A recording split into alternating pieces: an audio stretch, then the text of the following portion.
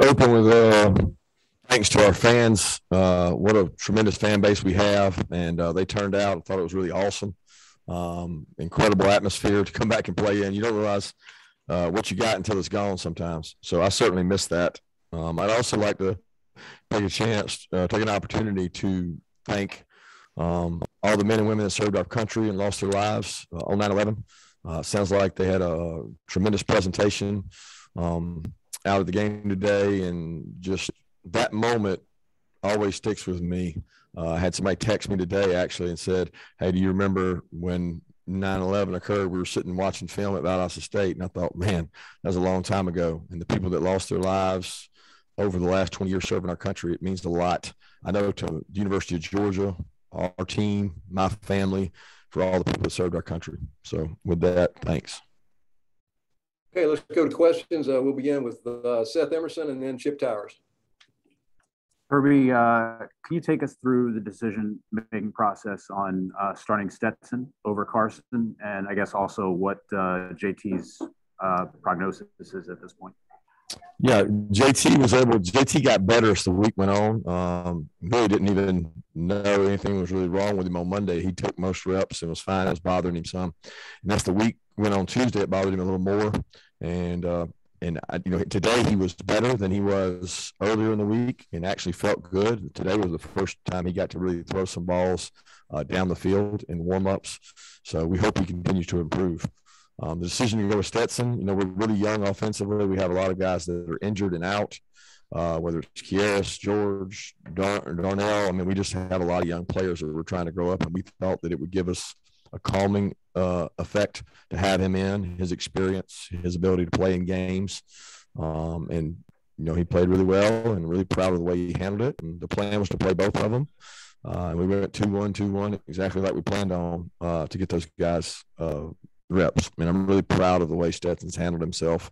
Nobody's been better to the University of Georgia than Stetson Bennett in terms of his work. And he doesn't get, as many reps as a lot of other guys. So I was proud of him and his success today. Yeah, Coach, going forward, is Stetson Bennett, you said coming into the game pretty often in preseason that Carson Beck was QB2, was the second guy. Is Stetson now QB2, or is he possibly QB1? I mean, you couldn't play much better than he played today. So how do you handle it going forward? It's a day-to-day evaluation, Chip. You know that. It depends on JT's injury. Depends on how they practice during the week. We thought Stetson practiced really well this week, and that was the reason we decided to go with him along with the youth. So it's day-to-day. We're not getting into hypotheticals today. I'll let you guys do that. Okay, let's go to Dean Legge and Anthony Dasher. Kirby, it seemed like y'all did want to stretch the field today. Just thoughts on that from this. Well, they gave us the ability to stretch the field. I mean, the second part of the game, they played quarters, same thing that Clemson played, but they bit on the run. They came up on the run, and Jermaine ran by the safety that was playing quarters. So it's not a matter of wanting to stretch the field versus not wanting to stretch the field. It's what the defense does. If they don't cover somebody running down the field, you throw it to them. And if they do cover them, then you got to find somebody else. So I don't think it was about scheme. I thought it was aggressive, and that's what we wanted to be. We want to be explosive. That's all we talked about all week. To be explosive, you got to be fast. And we played a little faster today. We still got a long way to go, guys. A long way to go, running the ball. Did not stop the run real well today. But our kids did come out and play fast, and they played hard. Kind of a little bit of a follow-up on that, Coach. You often talk about, wanting your team to play to a standard. I mean, how do you feel you did in that regard today? No, we did well, Anthony. I felt like special teams, we did not dominate the last game like we should. We played pretty dominant on special teams today without a couple stupid penalties. But outside of that, it's a weapon for us. I want to use it. So we played to the standard on special teams. Thought offense and defense played to a standard most of the time. And that's important. It's important that when you say play to a standard, you do that. And I thought our guys played with connection, They played with toughness, all those DNA qualities we talk about, resiliency. They were able to do that. And, the other team was probably overpowered after watching them. We got better players than they do, and we played explosive football, which is big on scoring points.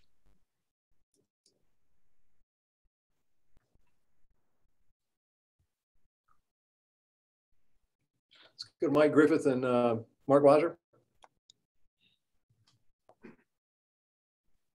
Yeah, Kirby, and not to nitpick, but to give up over 100 yards, we're not used to seeing that from your defense. What did UAB do? How much of that was scheme? And then conversely, Stetson had the longest run of the game at 20 yards. Why do you think your running backs weren't able to break something loose?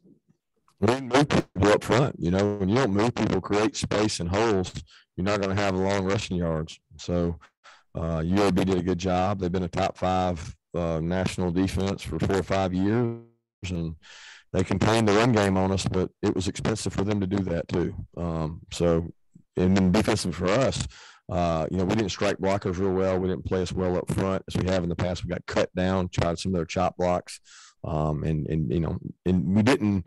The ones did a pretty good job on the run, but when we went to our subs, especially the end of the game, there were at least 40 yards rushing that closed out the game that was just atrocious. So we can't do that.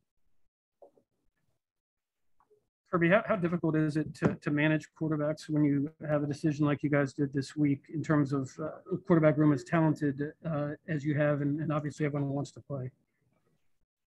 It's the same as the defensive back room and the wide receiver room and the other rooms. We go out and compete each day. They get reps. They get mental reps. I don't see it any different. I see the guys, they're going to be plenty of reps in practice for those guys to prepare, just like there was this week. And we'll prepare each guy. We have a very intelligent quarterback room. So when you're not getting a rep, you are getting a mental rep, and that's how you prepare. I told Carson and Stetson, I guess it was Thursday or Wednesday, I forget what day I met with them. I said, I have complete confidence in both you guys. I'm in a completely different position, and I have been very consistent in saying I am really confident in our quarterback room. And, last year we were not in this position. We are in a much better position right now, and those guys got to get better and continue to grow. Let's go to Paul Newberry and then back to the red and black.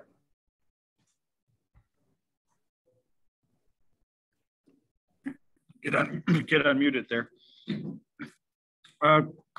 Kirby, how did you like the way your team came out? Obviously, when you're coming off such a huge win as you had in the opener, did you like the way kind of avoiding the so-called letdown and just the way they obviously came out right from the start, not taking the foot off the gas? Yeah, I was proud of the start. I don't know that it was – I got to watch the tape. Was it what we did or was it what they did? They gave us, 2 really big explosive plays, and some of that has to do with good play calling, has to do with maybe a mistake by them. I don't know. But we wanted to be explosive, and we were, and I can't – there's a lot of things we can improve on. We got a lot of players that can get better on our team, but our team did start fast today, and that's what we challenged them to do, be aggressive and be explosive, because we haven't been, and I thought they did a good job of that, at least in the pass game. Coach, just wanted to ask about Brock Bowers and how he's acclimated into the offense and made an early impact. How has he picked up the offense so quickly and developed a connection with the quarterbacks? Well, it started in the spring. He's very bright, very conscientious. He was an interesting recruitment. We recruited his mom, his dad, his sister, his whole family. They're a wonderful family. His mom was a tremendous athlete. His dad's a football player. He's a great story.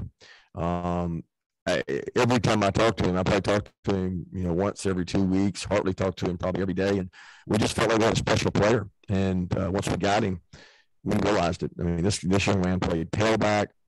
Coach Markin spent a lot of time on Zooms, showing him the ways he would be able to use and utilize his talents. And we need tight ends like him. If we're going to be elite, we have to have more guys like him.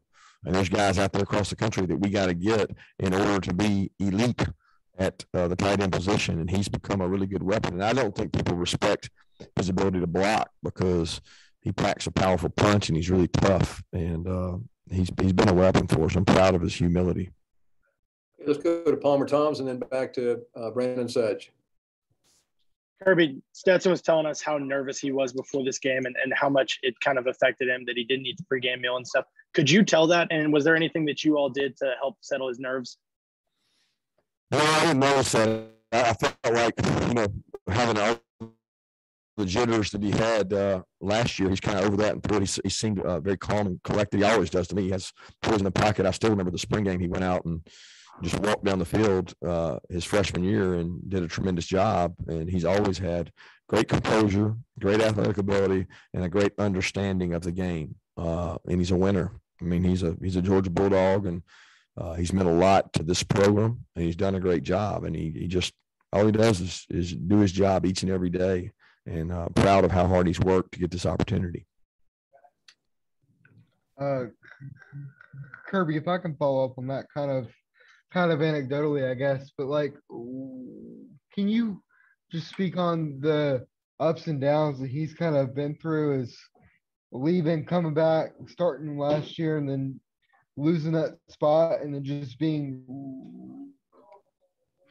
ready within a matter of a couple of days, as you call him? I mean, how valuable is that? It's extremely valuable. I mean, in today's day and age of me, right? This guy is doing the duty that lies nearest. That's the kind of guy he is. He does the duty that lies nearest, and it means a lot to me that we got a guy in our organization that does that. Let's go to Davis Baker, and then we'll see if Mark Bradley has a question.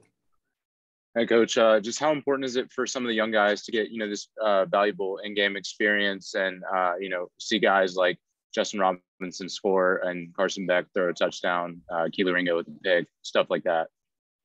Oh, it's tremendous. It does wonders for their confidence, right? I mean, you have to get over the number of times you have to make a mistake in a game to be able to grow. And I thought that some of our young players are starting to grow up. And you can only practice so much before they get in the game and have to play. And my favorite young linebacker Pop gets his first college football plays a pick six for a touchdown, and just a great story. He's a kid from a tough background back home, and tremendous family, and didn't get to play football last year up in Maryland, and comes all the way down here and gets first plays a pick six.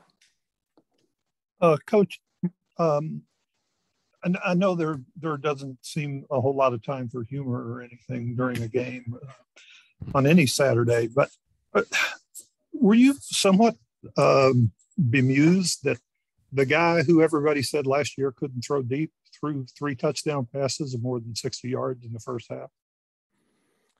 I never heard that. Like for people to say Stetson can't throw deep, he's got one of the strongest arms I've seen. So I never heard that. I never believed that. That doesn't affect anything we do.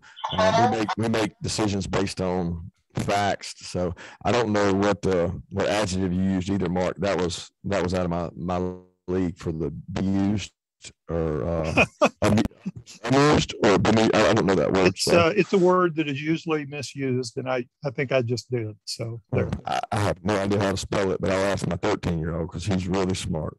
Okay. Let's go to Jed May and Connor Raleigh. Yeah, Kirby, you mentioned this a minute ago with the young players, but some of those guys on defense, like Nazir Stackhouse and Jamon Dumas-Johnson, guys like that. What does a game like this do for your depth, specifically on defense, when you've got guys coming in and making plays? I think Nazir had a couple of pressures and a sack, and obviously the pick six there. Yeah, tremendous. I mean, it gives them the ability to play and play more meaningful games. And I don't think enough people out there in the public actually understand that these kids practice every day. They take 16 reps of practice, and there's a chance they don't play. So for the opportunity to go out there and play in a game, it has to mean something. It has to be enough pride to say, I don't care what the scoreboard says. This is my opportunity to show my coach that my hard work has paid off for a guy like Timon Mitchell, a guy like Warren Brinson, a guy like Chad Lindbergh, a guy like Dejon Edwards. They work really hard too. And believe it or not, they're good football players. And we want to give them an opportunity to go play and prove that they can play at a high level. Kirby, what were your conversations like with Stetson this week, with it seeming like the quarterback situation changed day to day, and how do you think he performed today with his first time in extended role? He performed outstanding. I'll be honest, I didn't have a lot of conversations with Stetson. I sent him a text and said, "Are you preparing like you're the guy?" And just said, "Are you working that way? Are you looking at this as I don't know if I'm gonna be the guy or not?" And he just said, "No, I'm preparing like I'm gonna be the guy." I don't spend a lot of time in there, believe it or not. I don't go sit down with those guys and tell them what they need to do. Coach Munkin does a tremendous job with the offense and those quarterbacks. And we had a discussion, and we decided which direction we were headed after those practices. And we told the quarterbacks exactly what we were going to do. We stuck to that plan, and we'll continue to do that based on how they practice. Okay, we got time for 2 more questions. Anybody go ahead and jump in. Kirby, was there any chance that JT was going to play? I know you said you told the quarterbacks what they were going to do. Was that subject to change if JT was 100%? I don't understand the question. If he was 100%, there's no situation that he was 100%, right? Like, I don't understand what you mean if he was 100%. He wasn't 100%, right? I was just following. Yeah, I guess I was confused. You said he was feeling better before the game. I just wondered if the he improved. He did improve as the week went on. But 100%. I mean, that wasn't the case. I think you guys want to make a bigger deal out of it than it was. He's not 100%.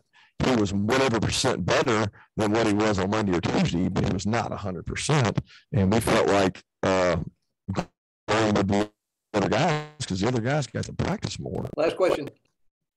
Heading into next week, Kirby, does this elevate Stetson in any way when you look at reps for next week's game? Again, it'll be evaluated day to day, Chip. I really don't know how to answer your question any better. You want me to say something that'll be eye-catching and eye-popping so you can just go grab some media attention, but it's going to be evaluated day to day, and that's what percentage healthy is JT? How does Carson practice? How does Stetson deal with success? I mean, I don't know that. It'll be evaluated day to day. I don't have any hypotheticals. Thank you, guys. Thanks, Coach Smart.